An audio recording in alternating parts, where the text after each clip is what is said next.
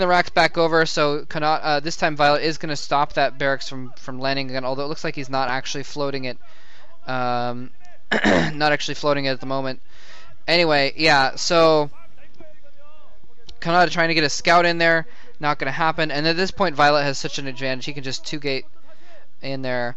SK Team 1's the coach and boxer looking a little bit non-enthusiastic there. And I don't know how he's gonna. Is he gonna be able to get those Marines in there? I don't know if he's gonna be able to get them past the barracks. Oh, he can get them past the barracks. Very interesting. So he's actually gonna be able to load them into that depot. Play defensive a little bit here, but as soon as Violet knows that Canata's playing defensive here, he can either. Well, actually, he could even just pressure him. Look at this. See that? That's not even gonna land. That guy's like, hey, wait, I'm all the way out on the beach. How did I get on screen? It's not even going to land. Anyway, that bunker. Oh, what's he going to do? He's going to try and repair that bunker. He's going to let the depot go and just repair the bunker. But now the depot is gone. The Zealot can come in there. He's going to go in. He's going to try and attack. No, it looks like he's going to fall back and just use range. He can only fit a single Dragoon there to try and attack that bunker. But meanwhile, the Zealot just ran past the bunker and is now on the supply line. Canata is barely mine right now. Oh my god. Why is he researching something at the academy? Maybe he must be researching marine range.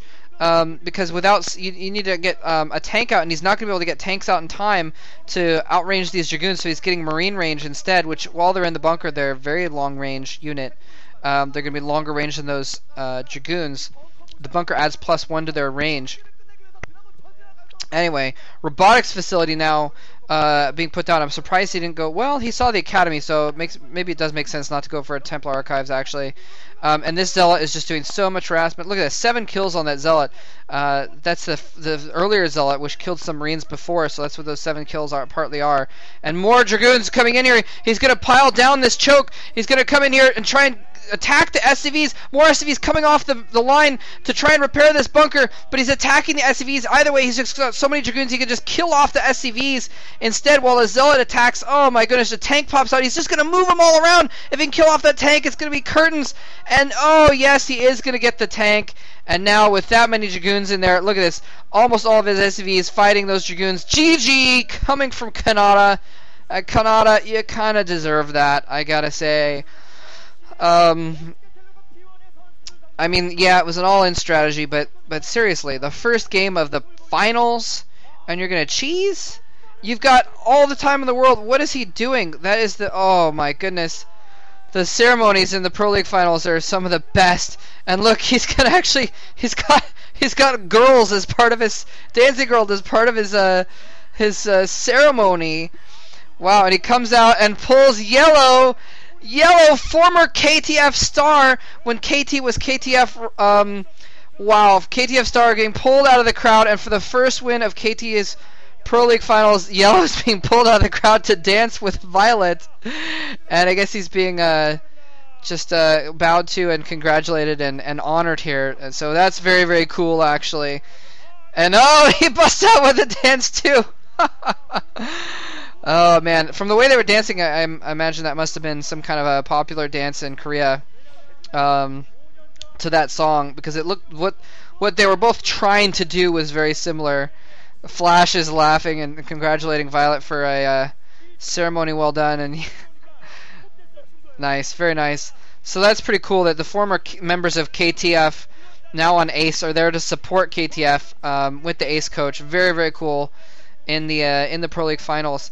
Anyway, that was game 1 of the Pro League finals. There's sort of disappointed SKT1 team saying, "Come on, guys, let's get back into this." But now, next up is Stats versus Bisu. KT does not quite have the depth of lineup that SKT1 does. SKT1 has a little bit deeper lineup, meaning that they have, KTF has Flash, or KT Rolster rather has Flash, the best player in the league right now, as their top player, and he's probably better than anyone on SKT1, but SKT1 has more middle, high level players I think. KT is actually relatively deep as well. Relatively deep. I mean, Stats has been playing really, really well lately. I think he's going to give... I'm going to give Bisu an advantage, but I think he's going to give Bisu a definite run for his money. Stats has been playing really, really well lately. Of course, I don't actually know what's happened in the MSL over the last week, so I could be, maybe Bisu scrubbed and Stats did well. I'm really not sure, unfortunately. Anyway... But yeah, that is game 1, and we're going to move on to game 2, Stats versus Bisu, where SKT1 is going to send out one of their champs to try and get back into this and tie it up at 1-1. Hope you guys enjoy this game, despite it being pretty quick, pretty one-sided, pretty lopsided, and pretty cheesy there. Yeah, hope you guys enjoyed it. Thanks very much for watching, and GG. And actually, there's like a minute and a half left on the video. So just in case anyone wants to hear about my trip, I'll ramble on about my trip for a little while the video goes on.